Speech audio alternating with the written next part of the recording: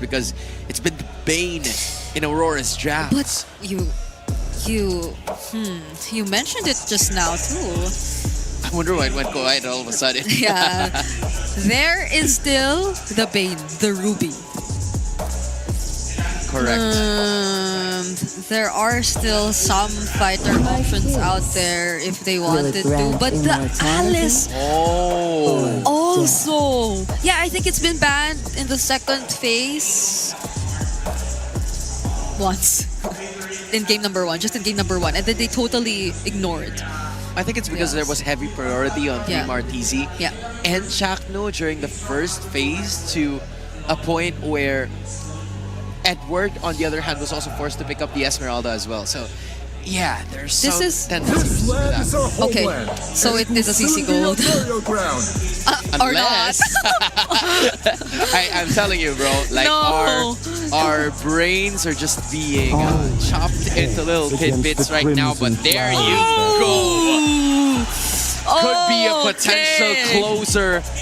Now, if TNC is willing to take it into the late game, then Yue would be more than happy to dish out the damage. This is what Aurora had up their sleeve. Benny Cutie. What can he be willing to play into this? We did suggest, or we did open up that the fighter gold lane options out there are still potentially the likes of the Ruby or the Bane, but they go marksman this time.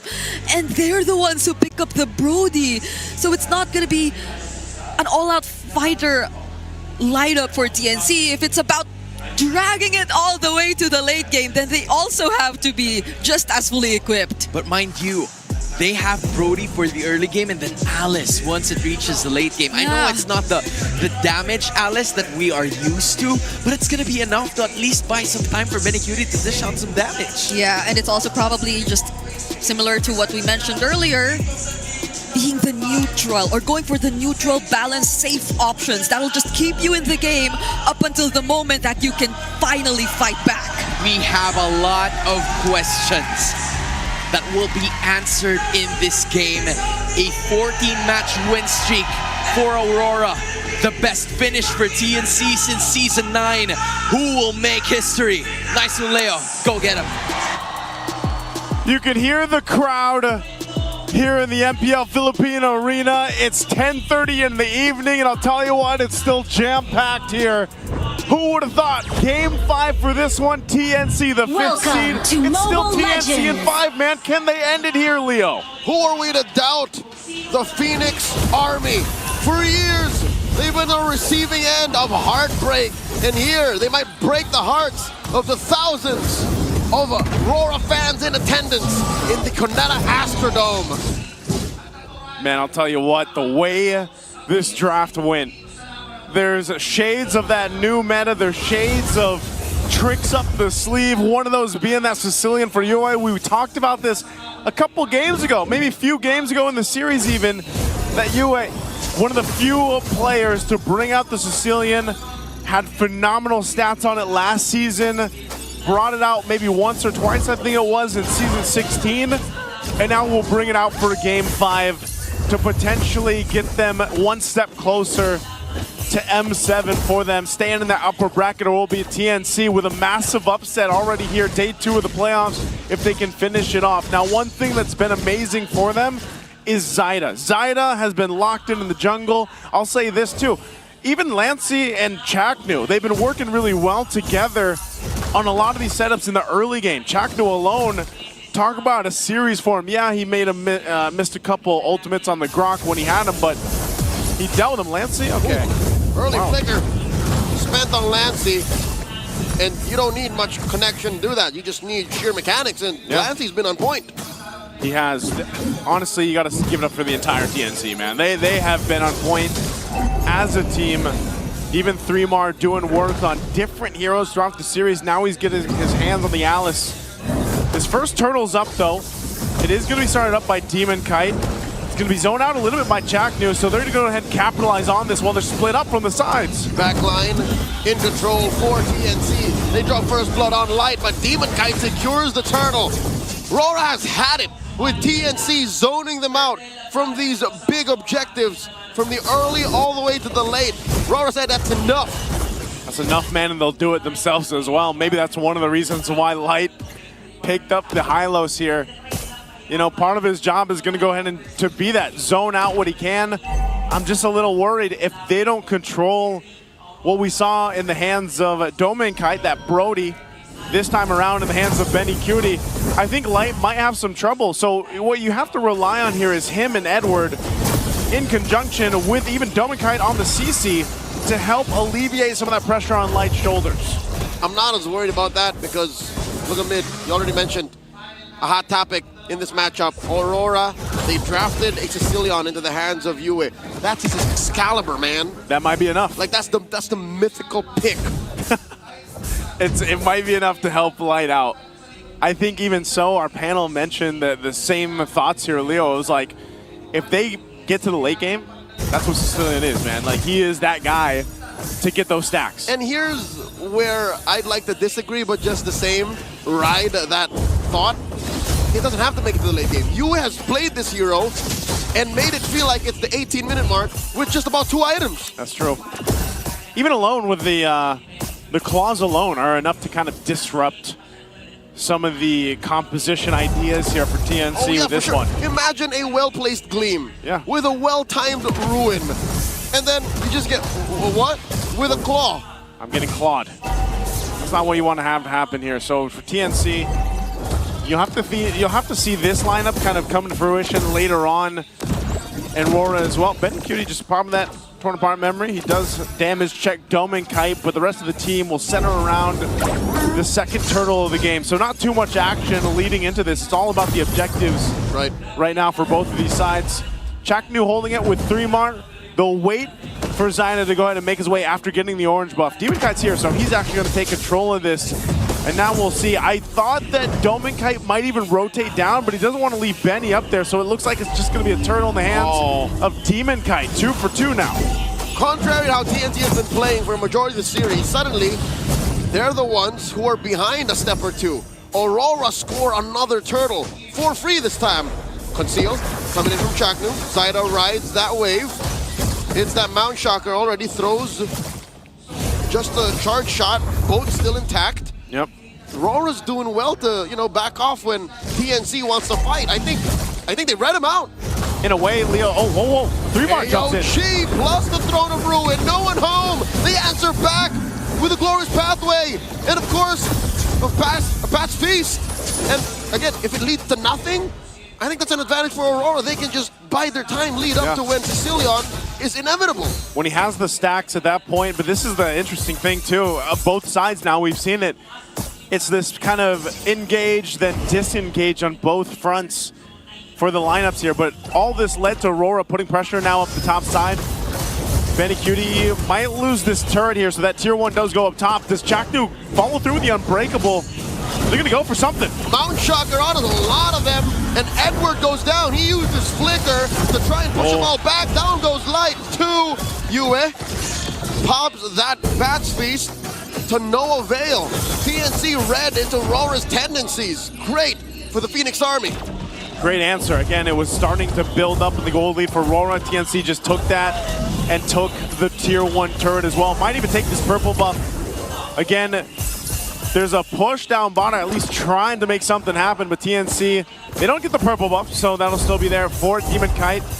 But what TNC is doing is they're playing smart, man. They're playing to the strengths that they have here. Ooh, even for Zyna, again, it looks like, yeah, so he'll get his purple. And they're setting things up. Did you see that, Joseph? What's that? Light is rocking Encourage. Yeah, he's done that a couple games now. Instead of Conceal. Yeah. That's a choice he's made. I've noticed it throughout the series. Light has actually opted for the Encourage. They're going to go ahead and take this third turtle in their hands. Aurora starts it up, but TNC, they don't want to give this one up this time. Mount Shocker going to be used. Zyna will get control. Does Light choose to fight this with a team? There's the charge in. Flicker, Throne of Ruin. Zyna secures the turtle. Glorious Pathway by Light. And they're trying to do it. Edward falls first. Traded out for Zyna. Edward goes down as well. 2 for 1. And that'll be one more. 3 for 1. MPLID. TNC 6 kills up. What? I mean, AURORA, it looked like they would have had a much better fight. I guess they weren't encouraged enough for that one because there were so many low health bars for TNC, but still, they just didn't have enough firepower in AURORA's hands. Again, this is one of those lineups that needs to build. It has to have time to cook. And even with that setup that came through, they just didn't have it. So, again, you take a look at the items. Demon Kite still has the Sky Piercer, 100 Strike Sky Piercer, but you know he's still scrapping for stacks. He doesn't have any yet. Demon Kite will get a brute force. So this is the hard part when they go into these fights. It's surviving them long enough, but then also having that throughput in terms of damage to get these kills in their favor. It's clear that AURORA are waiting for a power spike. Stacks on Demon Kite. You gotta get his third item. And that means the rest of them just have to hunker down and take it. They just have to clench and bite down. And that's what's happening. That's why this league Buckle up. is gonna maybe balloon up to 3,000. Yeah. Maybe past this Lord. And then that's when AURORA can plan for the comeback. Yeah, it's a long con for AURORA. It is. But I mean, look at the damage meter here too. Lancey sitting at top. Yue's not too far behind. Mind you, he is just continuing to farm stacks up. But, you know, Lancey, he's been picking this Lunox time and time again, man, and he's able to go ahead and pump out enough bursts. I mean, even with a glowing wand priority here, that helps him enough to deal with that sustainability that not only comes from Light and the Revitalize, but even Yue. Oh, Chaknu, he'll go ahead and Unbreakable. This Lord is up. Yep. It's still AURORA that wants to take this positioning, though, Leo.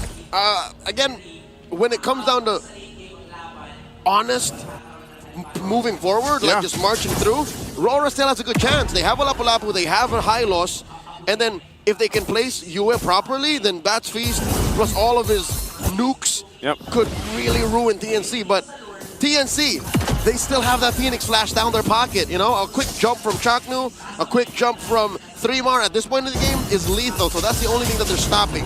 They're stopping TNC from getting those by being in a better position early on. And it's funny how that Phoenix Flash has developed now in Game 5. A lot of that could come from Chaknu, but I think it's more so 3mar on the Alice, like we've seen many times, especially when the Flicker is available. TNC's not in a rush at all to take presence around this Lord. They'll just farm up what they can. Zyda, he's up on the top side. Look at this Demon Kite. With all that's happening on the map, I think this is a great way to make the most out of a quiet moment like this. Passive push, he gets it done. Yeah, he's been doing that work. Again, playing on the macro level here for AURORA. This is one of the things that made them so strong throughout the regular season. And again, TNC just being one of those teams. This is what we mentioned yesterday too when we were casting it. It's like, you know, that little break that TNC had. I know they took a little bit of a trip in between the regular season and then the playoffs. Seems to have paid huge dividends for them in terms of just their play here. Playing so cleanly for the most part throughout this series. Being able to lock in things synergistically between each other and these picks that they have. Now can they bring that here in this first Lord fight that seems to be AURORA starting it up, not blitzing it. They'll be pushed off, it'll reset, so still respecting what TNC has. This is dangerous for AURORA. Despite them having good damage output and, again, seemingly unbreakable resolve, Yue has a minute on his Flicker. If he dies now, say goodbye to late game scaling. You're gonna have to delay that for another 2 or 3 minutes. Yeah. So they have to be very careful. That's why he's so far off. He's got to play that backside just safe as he can. Chaknu's going to charge on in after the claws didn't connect, but he doesn't get the Unbreakable off either. Still holding on to Revitalize, same for Light. It'll be both junglers just go ahead and setting things up. That purple is almost up for Demon Kite. Same for Zyda, so they'll go ahead and get what they need buff-wise. Zyda having a little bit of lead, knows that Demon Kite's grabbing his, will start up this Lord. This is a moment for TNC to get the space they need now at this point. Keep an eye on Chaknu. What's he going to do? Light will spot them out. Even for 3mar. Again, he's done this time and time again with the Alice. He could be the surprise factor, but Chaknu's still at half health. He'll reset. These checks aren't for free. Chaknu feigning the recall here, holding this fence brush. It's not for free. AURORA knows that they can keep pressing these buttons and keep threatening a blitz from out of nowhere while this dance continues. What does this get? I mean, who is this delay working better for? I'll tell you now, AURORA. Because Yue? Yeah, because just Yue. Stacks on stacks? Because Demon Kite, because he moves a little faster on the map compared to Zyda, And that's why TNC, the only thing that they're holding on to is a Mount Shocker. Look at this, the Blitz coming through, a flicker, a gleam. No one home for that throne. The Lord goes over to Aurora, down goes Dreamer. Oh no, Benny's in trouble. Kite wreaking havoc into the back line. Pops that vengeance. Benny Cutie with that armor memory. Dolman Kite still alive. Zaida thinking twice, maybe he can, maybe he shouldn't. Down he goes, Edward gets the kill in the back line. Chaknu, they have overextended.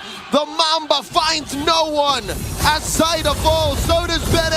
Lancey served up a kill to light with the help of Yue, and it's all gone awry. Chaknu, the only one left. Dominicite going hunting. Oh, he finds Chaknu. The Mamba's gonna have to fold. A wipeout for the Northern Lights. It was a disciplined fight. It took some time, but man, Aurora showcased what's made them so strong in Season 16. This could be the end here. They're pushing in with the Lord. They're all here. All 5 members.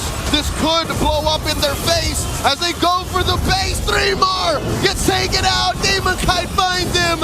And Edward gets his immortality popped. Benny's still alive. Light goes down. And that's a trade for Dreamer. The base still alive at a third of its health. The wave gets cleared out. Aurora cannot finish it. The Phoenix Army is still in it. They're still in the game, Leo. They almost saw it end in front of their eyes. Aurora tried off the first Lord, but hey, TNC, you got to give it up to them. They kept it together, and they're still in the game. The 14-minute mark in, Aurora got themselves a lead.